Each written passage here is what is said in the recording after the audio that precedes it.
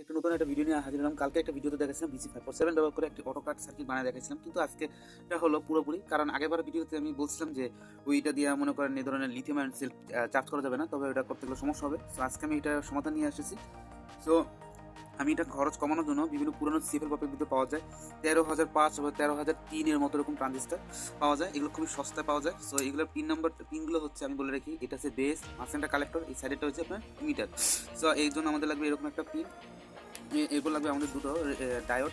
তো এই ডায়োডের একটু হালকা খরচ করতে হবে। এই ডায়োডের নাম্বারটা হচ্ছে 1N5408, দুটো লাগবে। এটার কারণ হলো ভোল্টেজটাকে টেনে টুনে মানে 5 থেকে ডাইরেক্ট এটা 4 ভোল্টেজে কনভার্ট করে নেবে। হ্যাঁ, এরপর আমাদের লাগবে একটা 330 ওহমের একটা রেজিস্টার। আর 330 ওহমের রেজিস্টারটা একটু বড় নেবেন, এটা আমি হাফ ওয়াটটা নিয়েছি। এরপর আর লাগবে এরকম একটা হোল্ডার। সো এটা একটা নষ্ট মডিউল, সো এটা ভাববেন না যেটা আসল মডিউল, এটা নষ্ট। আমি শুধু এটা পাওয়ার ইনপুট দেওয়ার জন্য লাগাবো। এরপর মাস্ট আর একটা লাগবে আপনাদের ব্যাটারি। ব্যাটারি হচ্ছে আপনাদের এরকম ব্যাটারি নিতে হবে। সো এরকম একটা ব্যাটারি নেবেন। সো ওই ব্যাটারি পরিবর্তন নিতে পারেন, অথবা আমি এই ব্যাটারি নিতেছি কারণ এর মধ্যে আমার আগে থেকে একটা BMS লাগানো আছে। সো অটো কাট করে দেবে, যদি বেশি ভোল্টেজ হয় কাট হয়ে যাবে, আবার কম ভোল্টেজ মানে 2.5 ভোল্টের নিচে চলে গেলে লাইটটা অটোমেটিক ব্যাটারিটা ডিসচার্জ হওয়ার থেকে রক্ষা করবে। সো এটা লাগানো থাকলে আর ভালো হয়, না হলেও চলবে, খরচ উপাদান না।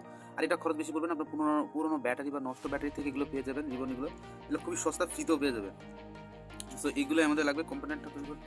সো আসেন আমরা আগে এই ট্রানজিস্টার কাজটা করে ফেলি। তো ভিউয়ার্স, আমাদেরকে সর্বপ্রথমে দেখতে পাচ্ছেন এখানে সিলভার অংশটা আর এখানে সিলভার ছাড়া অংশটা। সো আমরা প্রথমে এটাকে সিরিজ হয়ে কানেকশন করে নিব। দেখেন সিলভার অংশটা সিলভার ছাড়া অংশের সাথে যুক্ত হয়ে গেছে। সেটাকে সুন্দর মতো আমরা ঝালাই করে নিব। ঝালাই হয়ে গেছে। এটার মূল কারণ হচ্ছে যখন এর মধ্যে 5 ভোল্টটা যাবে তখন এটা ভোল্টেজটা খুবই ডাউন করে 4 ভোল্টেজ করে দেবে। একটা দিলে মনে করেন 4.5 এর কাছাকাছি বা 4.6 ভোল্টেজের কাছাকাছি যায়, আবার এখানে গেলে এটা পুরোপুরি 4 ভোল্ট অথবা 3.9 ভোল্ট করে দেয়। অনেকে ভাবতেছেন ভাই 4.2 ভোল্টেজের ব্যাটারি আবার 3.9 কেন চার্জ হবে। সো আপনাদের এখানে বলে রাখি কোনো মডিউল ইউজ হইতেছে না। সো এটাকে সেফটির জন্য এটাকে ভোল্টেজ 3.9 এর করে রাখলে আপনার ব্যাটারিটা খুব সুন্দরভাবে চার্জ হবে, ভালোই পর্যন্ত পারফরমেন্স দিবে। তো আমরা এইটাকে দেখেন সিলভার অংশটা আমি নাম বলে দিচ্ছি। সিলভার অংশটা একটু একটু সাবধানে লাগাবেন, কারণ মাঝখানে পিনের সাথে লাগাবেন না, কারণ কালেক্টরের সাথে সংযুক্ত করা যাবে না। আমি একটু অসুস্থ আছি, তার জন্য একটু অসুবিধা হচ্ছে হয়তো আপনাদের কথাগুলো শুনতে।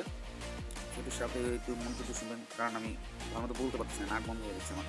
সো প্রথমে দেখেন ইমিটারের সাথে আমরা এই যে সিলভার অংশ ছাড়া যেটা আছে সেটা আমরা কানেকশন করে দেবো। সো ভিউয়ার্স, আমরা দেখেন এখানে কিন্তু সুন্দর মতো ঝালাই করে দিচ্ছি। এই দেখেন এখানে কিন্তু সিলভারের অংশ যে কালার অংশটা দেখছেন এটা কিন্তু আমরা বেসের সাথে কানেকশন করে দিচ্ছি, এবং কি যে অংশটা মানে এখানে সিলভার অংশটুকু নাই সেটা হচ্ছে আমরা ইমিটারের সাথে কানেক্ট করে দিচ্ছি। এটা কাজ হবে কি, যখন আমরা এখান থেকে, আচ্ছা সরি আমি আগে লাগাইনি পরে দেখাতেছি। এরপর আমাদের লাগবে ওই যে 330 ওহম, এটাকে আমরা এটার সাথে ঝালাই করে দিব।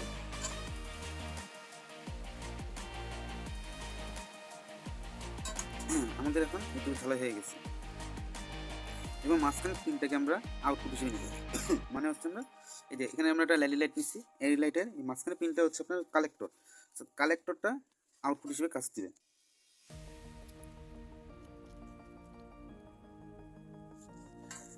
আসলে এইখানে রেজিস্ট্যান্সের উপর ভিত্তি করে মানে পাওয়ারটা ভালো আউটপুট দেয়। যদি রেজিস্ট্যান্স একটু কম বেশি নেওয়া যায়, আমি 330 নিছি।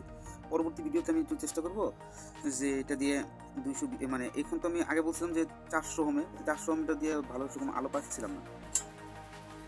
সো আমি এটা একটু বাড়াই নিছি। সো একটা কথা মাথায় রাখবেন, এটা যাতে এটার সাথে টাচ না হয়, ঠিক আছে।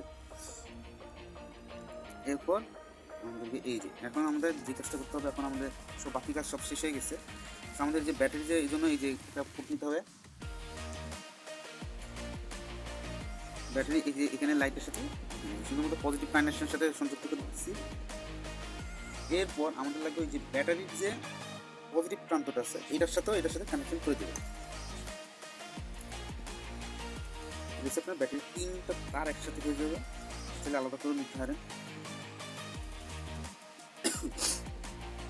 তো একটা কথা বলে রাখি, এখানে কিন্তু আউটপুট কিন্তু এখানে কিন্তু ভিন্ন হবে। এই দেখেন এখন কিন্তু যে নেগেটিভের লাইনটা আছে না, সাবধানে নেগেটিভ লাইনটা আপনার এই সাইডে যেমন একটা যে এই পাশের সাইডে ইনপুট করে দেবে, যেটা হচ্ছে আপনার এই বেসের নিচে এই যে রেজিস্ট্যান্সের উপরে এক প্রান্তে দিয়ে দিলাম। এই যে হয়ে গেছে একটা লাইন, ঠিক আছে।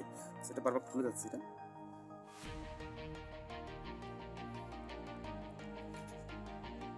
সো ভিউয়ার্স, এটা বোঝার একটা সহজ উপায় হলো, যদি মনে করেন ইমিটারের মধ্যে যদি আমি ব্যাটারি নেগেটিভ প্রান্তটা দিই আর লাইটটা যদি না জ্বলে, তাহলে বুঝবেন এই লাইনটা ঠিক আছে। এই যে দেখেন লাইটটা জ্বলে উঠছে।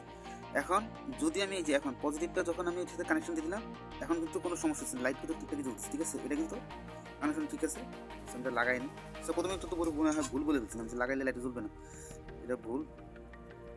এখন দেখুন যে লাগাই নিলাম, এই যে একটু আমাদের কাজ এখন কিন্তু কাজ শেষ পর্যায়ে, শুধু লাইটটা বেশি দিতেছে, এখানে একটা সুইচ লাগানো দরকার ছিল, সুইচ না লাগাই কাজ করে দিচ্ছি। এখন দেখুন সকল কিছু কমপ্লিট। এখন আমাদের এই জায়গাটা দেখুন চার্জিং লাইনটা দিব, লাইটটা অফ হয়ে যাবে, এই কাজ হয়ে গেছে। এখন সেফলি লাইটটা জ্বলবে। এখন আপনাদের হয়তো এই দেখেন, এখন দেখেন পুরো সুন্দরভাবে লাগাই দিচ্ছি, এরপর এই দেখেন এখন কিন্তু সুন্দরভাবে চার্জ হচ্ছে। লাইনটা খুলে দিব, লাইটটা জ্বলে উঠবে, সুন্দর মতো জ্বলতেছে। আবার লাইটটা লাগাবো, এই লাইনটা লাগাই দিব, বন্ধ হয়ে গেছে। এখন আমি বলি যে কাজ কীভাবে করতেছে। এখানে যে 330 ওহমটা আছে না, এই ট্রানজিস্টারটা চালু করতে হলে এখান থেকে আলাদা করে এখান থেকে পজিটিভ দিলে, মানে হচ্ছে বেশি যদি আমি পজিটিভ কারেন্ট দিই, আমি একটা ট্রানজিস্টার ব্যাখ্যা করছিলাম একটা ভিডিওতে, ওটা দেখে আসতে পারেন আপনারা, যে BC547 আর BC557 নিয়ে আমি একটা ভিডিও বানিয়েছিলাম, ওটা সেম কাহিনী। যখন এখানে দেখেন এই আমাদের বেসের মধ্যে এটা একটা এনপিএন বা টিএনপি, এটা আমি ভুলে গেছি, একটু দেখে আসবেন, বুঝছেন, নাম্বার সার্চলি পাওয়া যায় 13,005।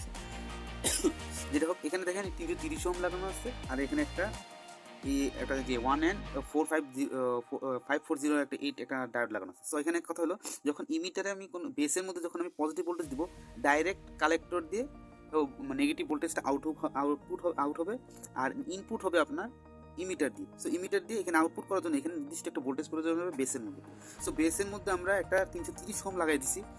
30 ওহমের কারণে এখান থেকে পজিটিভ ভোল্টেজে যখন যায়, তখন তার নির্দিষ্ট অ্যামাউন্টের ভোল্টেজের কারণে লাইটটা জ্বলতেছে। আর যদি মনে করেন, আর যখন আমরা বাইরে থেকে যখন কারেন্ট দিতেছি, তখন কি হইতেছে দেখেন, এখানে কিন্তু 330 ওহমটা মাঝখান দিয়ে কিন্তু একটা ব্যারিয়ার তৈরি হয়েছে। দেখেন এখানেও একটা পজিটিভ ইনপুট হতেছে, আর এখান দিয়েও নেগেটিভ ইনপুট হচ্ছে। সো এখানে কিন্তু বেসের মধ্যে যে পজিটিভ থাকা দরকার ছিল, সে জায়গায় আমরা নেগেটিভ ভোল্টেজ দিচ্ছি। সো নেগেটিভ ভোল্টেজের কারণে এই কালেক্টর দিয়ে আউটপুট বন্ধ করে দিচ্ছি। সো এখানে পজিটিভ ভোল্টেজ না থাকলে আউটপুট নেগেটিভ আউটপুট দিবে না।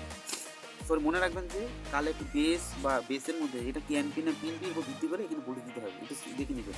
এরপর দেখেন আমরা দেখি ডায়োডটা কেন লাগাচ্ছি, যদি একটা ডায়োড দিয়ে কাজ করতে পারতাম, সো এটা ইচ্ছে করে করিনি। তো এখানে দেখেন এই ডায়োড থেকে ডাইরেক্ট এখান থেকে ভোল্টেজটা যাচ্ছে। সো 3.9 দেওয়ার মূল কারণটা আমি বলে রাখি, 4.2 ভোল্টেজের লিথিয়াম আয়ন কিন্তু খুবই বিপজ্জনক যদি আপনাদের কাছে যেরকম মডেল না থাকে। তো আমি মডেলটার কাজ মানে একটু অদ্ভুত আপনার সস্তায় বানানোর জন্য এই ধরনের সাইট ইউজ করতে পারেন। এখানে বেশি টাকা খরচ হয়নি, আপনার চাইলে বিভিন্ন কম্পোনেন্ট থেকে এগুলো সংগ্রহ করতে পারেন। 2017 ডায়োড ইউজ করতে পারেন। আমি এখানে বড় ডায়োড পাইছিলাম, তো বড় ডায়োড লাগাই দিয়েছি। সেই কারণে এখানে যখন 4.5 বা 4.5 ভোল্টের মতো আসতেছে, তখন এটা ডাউন করে দেয়। আমি এখানে আরেকটা ডায়োড বসে দেওয়ার কারণে এটা কিন্তু আউটপুট হয়ে ব্যাটারি দিতেছে। সো এখানে এইভাবে করে সার্কিটটা বানাইছে। তো দেখতে হয়তো একটু কমপ্লিকেটেড লাগতে পারে, কিন্তু এটা সিম্পল সেফলি চলতেছে। সো এটা হচ্ছে সস্তার মধ্যে, কিন্তু এখানে কোনো ডিসচার্জ, আর এখানে ডিসচার্জ প্রোটেকশনের জন্য আমি এই যে এখানে একটা কোনো জিনিস আছে। সেই ভিডিওটা ভালো করে লাইক করবেন। ধন্যবাদ।